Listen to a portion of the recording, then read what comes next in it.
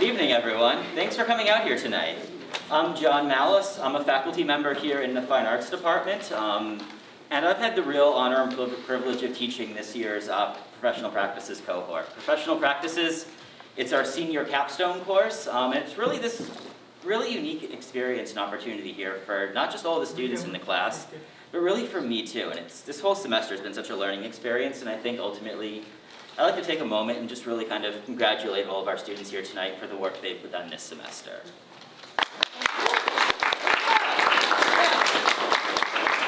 So, for the past 10 weeks, all of the students in the class have they've worked to develop and execute an independent body of work that serves really not just as a representation of everyone's creative identities, but really it's been this culmination of everyone's experiences over their past 4 years here at Loyola. But for a lot of the students in the class, this has been their first opportunity to work with their classmates physically in the studio spaces for the past 2 years. And for some students, it's even been their first real live studio class that hasn't been in a virtual or hybrid fashion. So with that in mind, it's this dynamic, it really offered a unique opportunity for some really open, raw, and honest conversations about the work that really everyone wanted to make and ultimately ended up engaging in making throughout the semester. And as I look around the gallery tonight, I really feel everyone's individual kind of experiences, identities, and inspirations and influences in the work they made. And I think, being able to communicate our own identities through our work is really one of the highest achievements we can have. So it makes me so happy to see that here. But really, for the most part, I'm not going to talk. I really want to let our students talk. So I'm going to take this moment to introduce all of our students. We're going to walk around the gallery, hear from everyone, and kind of learn a little bit more about the work we're seeing here. So with that in mind, I'd like to introduce Tomas Fernandez. Come on. Okay, to kick us off. Hi everybody, thank you for being here tonight. I'll tell you a little bit about myself and then my work. I'm a little untraditional in the sense that I'm just a finance student and that somehow got permission to enroll in this class. And I based my project around how to help emerging artists create a sustainable practice. There were 4 major points, as you can see in my presentation, that continuously loops around, that were budgeting, pricing, product diversification, and marketing. And I ended it with some final remarks and tips for my fellow classmates and other emerging artists to take into consideration to try to make their practice more sustainable and let them continue making the art they love to do. That's, yeah. So given the fact that there are 13 of us, I want to be a little considerate of time and move things along, but if anyone has any questions along the way, as we're kind of looking at things, please feel free to speak up and ask any questions you have of the artists. So Thomas, I'll kick things off by, so what are the things that you found? So some of the more interesting things that I found were along the product diversification line in terms of getting more out of your art. So let's say you make a portrait, right? With the portrait, you could scan it, make it digital, and issue copies. You could put it on different merchandising material, like t-shirts, maybe some mugs or anything. And it's also really easy to sell and distribute digital art. So it will also give an artist the ability to both sell an art piece multiple times and get more of their work out there that would then help them build their own brand. And yeah, I think that's one of my favorite parts of my presentation. Awesome, thank you so much. Thank you for asking. Let's continue around the room, shall we? So let's introduce Valerie.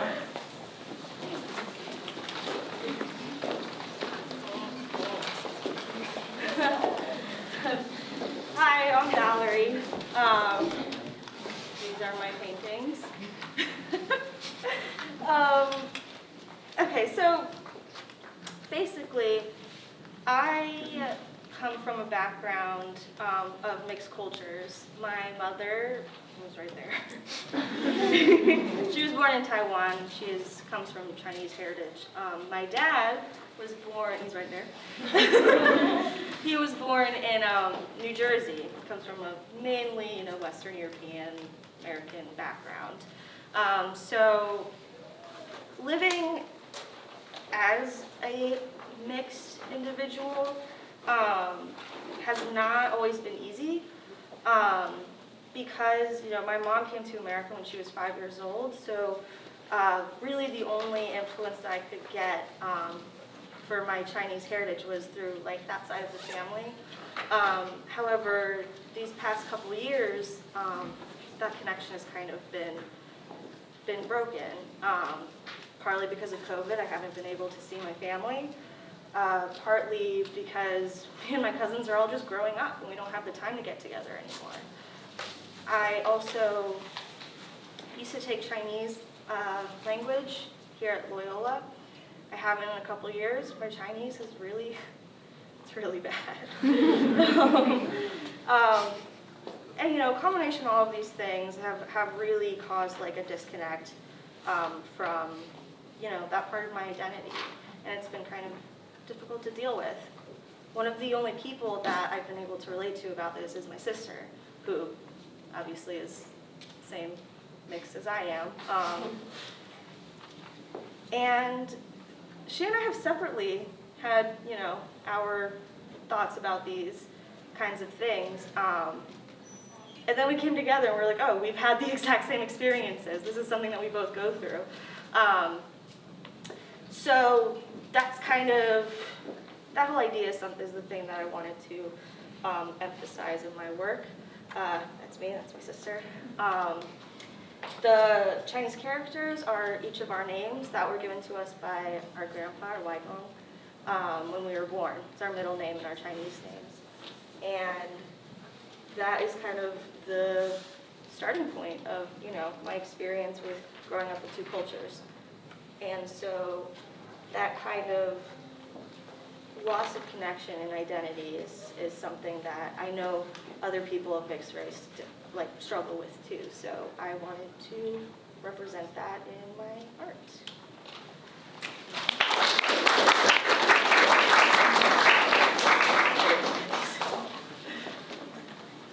Question?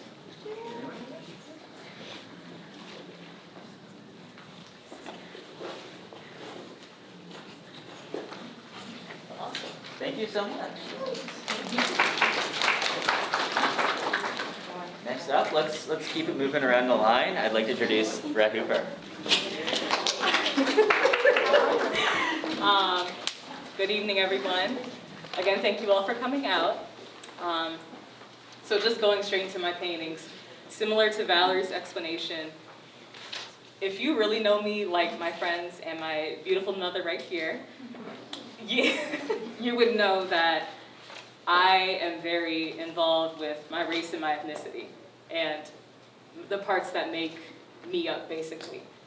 In my artwork, I wanted to just show both my black side and my Asian side and the turmoil and disparities that both sides can just feel, especially during times like these. Because you know, everything with Black Lives Matter, racism now hitting the Asian community, and then black and brown bodies are still being mistreated terribly within America, and of course everywhere, like globally. What I wanted to portray was just, again, like I said, how turmoil and how both my parts feel. And also just not accepting, but noticing or just taking note that I'm also Asian. Because I'm not just black, I'm also Asian. And I usually show my ethnicity and my race through my work. And what I wanted to show was just the feeling. And I didn't add anything to the brain or the heart, because I wanted all of you to think or wonder what's going on in my mind and my heart. That's what it is.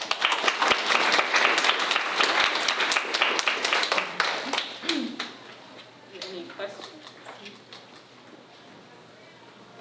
I just want to ask you and Valerie as well. Like, was there any discussion between you, the two of you, with your content and We did this whole project right next to each other. Yeah. We were in the same so room, you were talking all the time? late at night. Yeah, like, not even gonna lie to you, like, it's like 11 p.m. to maybe even midnight, just talking about, like, oh, this looks off. Like, should I redo it? And I'm like, no, don't redo it. And then, like, oh, did I redo the nose? Like, no, keep it as it is.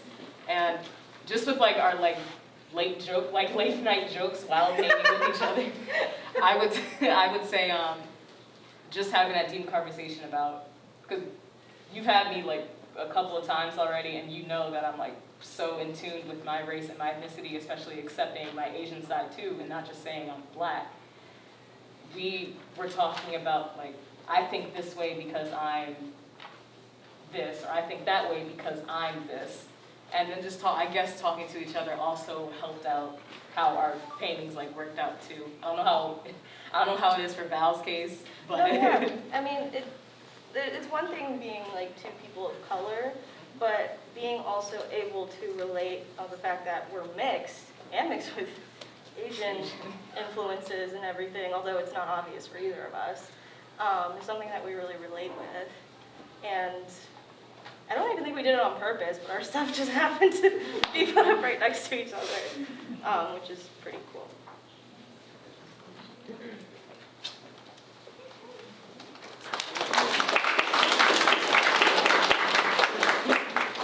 Next up, I'd like to invite up Cameron Zimmerman.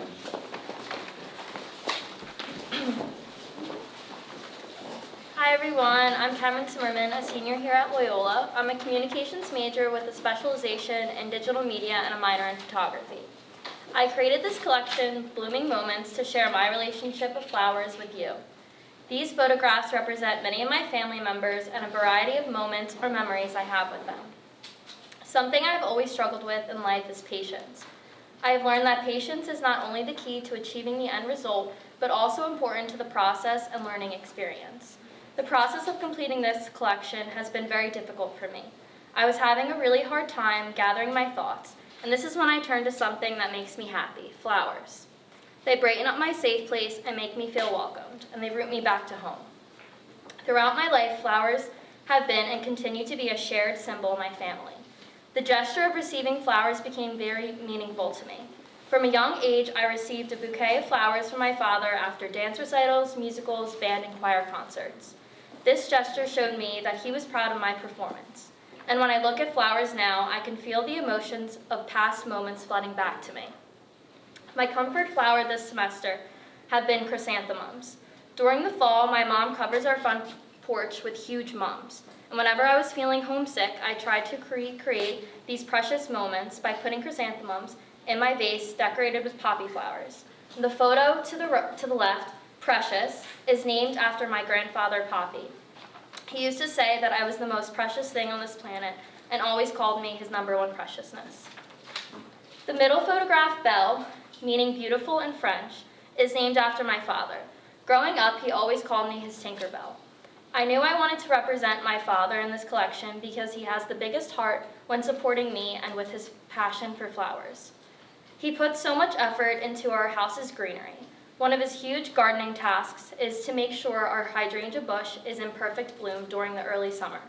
Hydrangeas are my favorite flower because they represent hard work to me. The photograph on the right, Grace, represents my Gigi. Gigi is a snowbird. She lives at the Jersey Shore, but when winter comes, she escapes the cold to enjoy warmer weather in Florida. While she escaped, the house sitting was left to my mom and I. This meant tending to her plants every week, and one orchid never seemed to be enough for her. All I can remember from the night spent house sitting were my freezing hands dropping 3 ice cubes into each pot. We had to make sure her orchids did not die on our watch. My Gigi is a special lady. She has taught me to hold myself with elegance and confidence. She has showed me how to take on the world with grace. Thank you for listening to my story this evening. It is my hope that while viewing my photographs, you were able to make a small connection with me.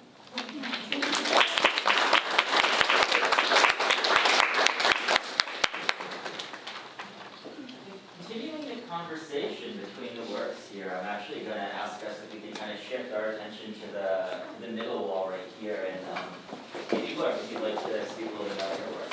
sure.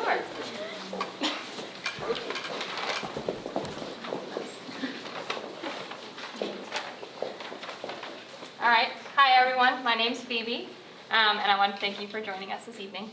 I'm a psychology major and a studio arts minor here at Loyola, and I'm also a mixed media artist. And typically in my work, I explore the representation of movement, processes, emotional connections to nature, and the female form and inner beauty within my work. One of the most common themes within my work is the depiction of fish, which I've continued within the 3 pieces that you see here today. Yes, Mom and Dad, I painted more fish. As a psychology major, I discuss and learn about mental health often, and I feel that mental health isn't discussed in a relatable context outside of the classroom. And everyone at some point in their life feels anxious, stressed, depressed, but you can still feel these things and not have a psychological diagnosis. It can be a situational experience, and whether it's severe enough to warrant a diagnosis or not, it can still feel like all-consuming. So the expression of negative mental health is different from person to person, however, universally experienced by all, regardless of how it's outwardly expressed. I've titled this body of work Submerged, and in my previous works, I've employed the imagery of fish as a representation for my own headspace. Submerged is an extension of this metaphor, and it draws a connection between the different depths of fish habitats and the depths of the human mind. By assigning the species of fish to a severity level of internal experience, and through the rising water levels across the 3 works, I wanted to represent the internal panic, stress, anxiety that everyone experiences at some point in their lives, whether or not they express it outwardly. Everyone has something lurking beneath the surface, and the depths that these emotions may go can be devastating. And on that note, I hope you enjoy the exhibition.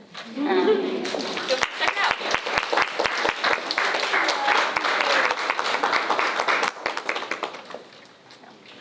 Questions? I think moving around into this corner right here, I'd like to introduce Brianna, is that right?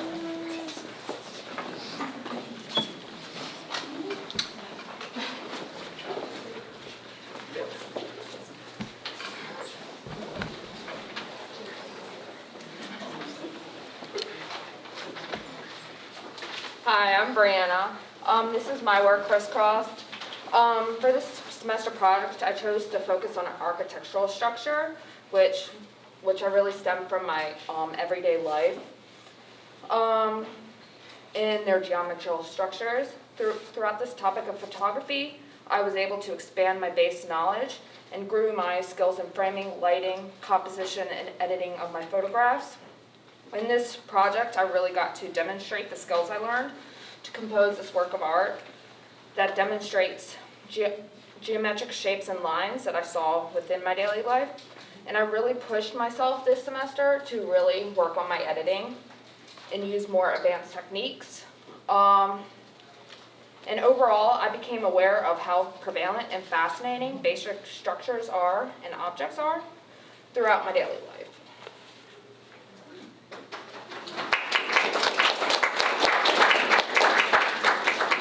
Did it start as just a simple photograph? Yes. Okay. And then you, Edited, yeah. so it almost looks like you did it in marker. Yeah. Okay, interesting.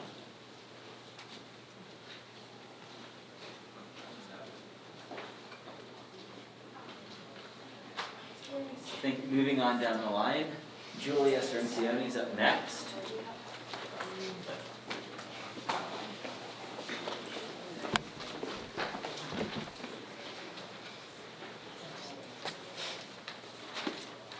Hi, I'm Julia. I'm a speech pathology major with a photography minor. So I'm not considered to be an emotional person by most people. This is just a side of myself that I don't like to let people see. It's not that I don't feel any emotion or purposely try to hide my emotions. It's more that I internalize them and find it easier to deal with them within myself. I would rather be by myself to process specific emotions such as sadness or anger. Happiness is supposed to be an easier emotion to show, but there are many times when I feel perfectly happy, but I might not have a smile on my face, or I might not have a pleasant look on my face. I don't always express happiness in a way that's considered to be, I guess, like the norm of what people think of, like what happy is. But just because I'm not smiling doesn't mean I'm not happy, and just because I'm not crying when something sad happens doesn't mean that I'm not sad. Some people get criticized for being too emotional, while other people get criticized for not being emotional enough. And the purpose of my project, Hidden Feelings, is to represent how everybody feels emotions, whether they show them or not, and to emphasize that it's okay to express emotions in different ways.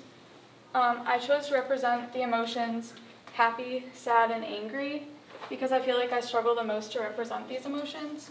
Since I was little, my mom has always told me wherever we go, smile.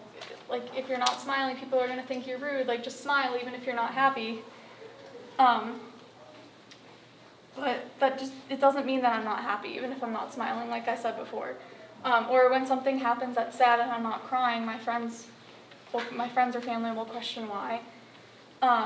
This is not because I'm trying to be a closed off or cold person. It's more that I would never want to inflict my emotions on other people, and that's just a personal preference. That's just the way I think. I know that other people don't feel like this, but that's the point of why I wanted to express emotions this way, because it's okay that we're all individuals representing our emotions differently. So the first picture on the left here represents happiness, and I named it Lake Days because that's the first thing that I thought of when I think of happiness. I live on a lake, and when I'm on my boat with my friends, my family, hanging out, doing whatever in the summer, that is the definition that I think of when I think of happiness. The second picture represents anger. I've always, ever since I was little, maybe it's done from my sister obnoxiously chewing, but people, every time somebody obnoxiously chews, whether I can hear them, like food swishing around in their mouth, they're eating with their mouth open, whatever, it really angers me. So this, again, was the first thing I thought about when I thought of anger, because it's like the number one thing that really angers me. And then finally, the last picture represents the heaviness that world or anxiety can put on a person, making them sad. So like many, I feel stress, and it can really affect how I think, function, feel, and act. And stress is just another, stress and sadness are just other emotions that I internalize, often getting myself worked up, but I'm very conscious about it, and I don't want to inflict my stress on others, so I hold it all inside, which is not necessarily a good thing, but I may not show my emotions on the outside, but I do feel them on the inside. And my first idea was to use myself as, this is a picture of my friend Mackenzie out from the inside, but my first idea was to use myself from the inside, but when I took pictures of myself, I felt like they were extremely forced, considering I'm not an emotional person. I don't like to express emotions. I was like, I don't want to do this. I feel more comfortable taking pictures of my friend, and she kind of resembles me a little bit. Everyone tells us that we look alike. So I was like, I'm just going to do that instead. And the reason I wanted to represent emotions from the inside was in order to show that people do show emotions on the outside, even though someone like me doesn't like to show emotions on the outside, but just to show that in the inside I promise I feel them. That's it.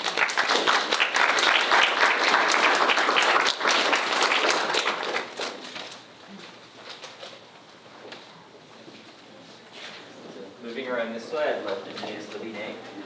Hello, everyone. My name is Phoebe. I'm a senior here at Loyola, and I am predominantly a painter. I really like the acrylic medium because I work really fast and it dries quickly. This series of work, I called it Irrational Grounding, Cheating Aesthetic Forms and Their Opposites. I was really inspired by the Dada movement, which was a movement in World War I, where a bunch of artists decided they were going to almost create an anti-art movement. And this was rejecting cliches and expressing their art in like nonsense, irrationality, or like anti-capitalist works. I decided to put like a more modern twist on that, and I really decided to almost push the envelope. I enjoy like a type of like dark humor in my work, if you will. So like for example, this piece right here is called Cemetery of Requiem, which is like a way, if you think about it, no one really wants to celebrate death, but here you see like the light colors of the white and the blue, that almost is like a relief to the thought of thinking about something as dark as death. This centerpiece right here is called Accidents of a Thought Worm, and I really decided that I wanted these works to branch off from that, so these are all just different thoughts. And I kind of juxtapose them in a way, so the top is more like a positive, and the bottom is more like the negative. Yeah.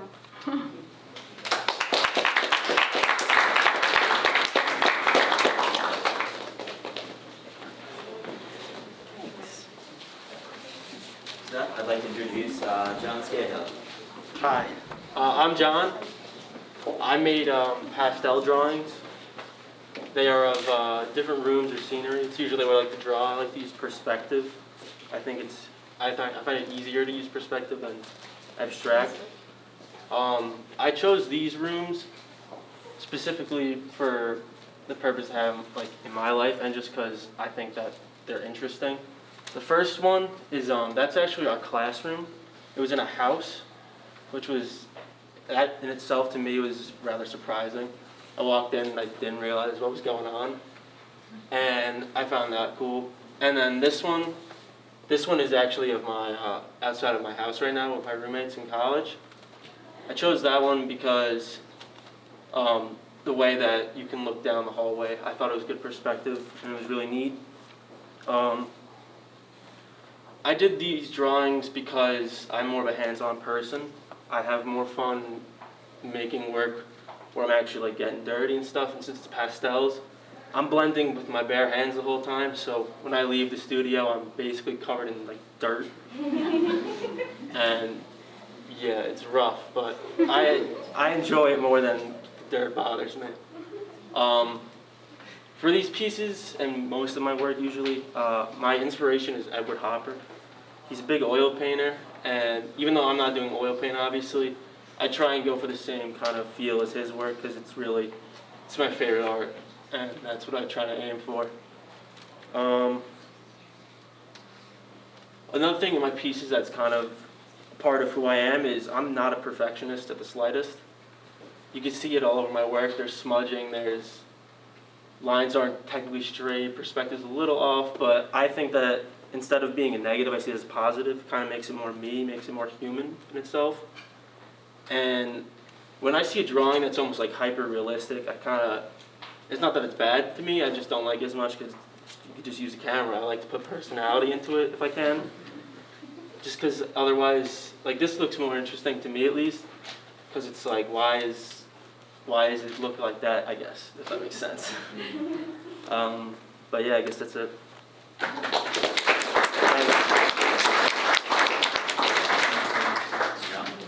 Let's continue down the line. Avery Cannon, you're up next.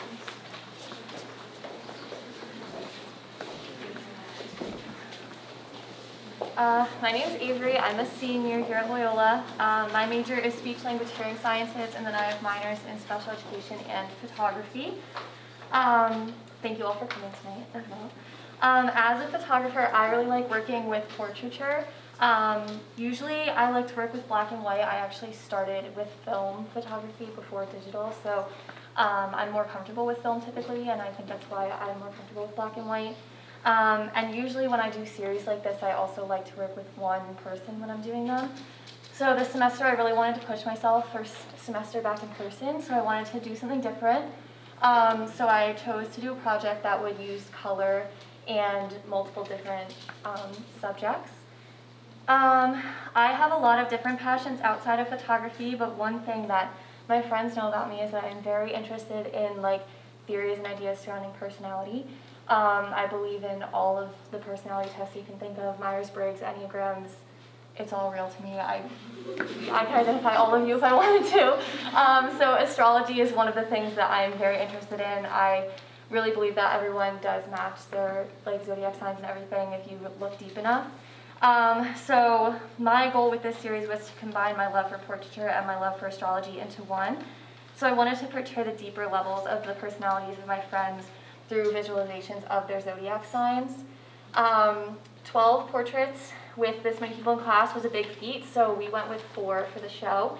But since I couldn't do all 12, I decided to do one from each of the elements that make up the zodiac signs.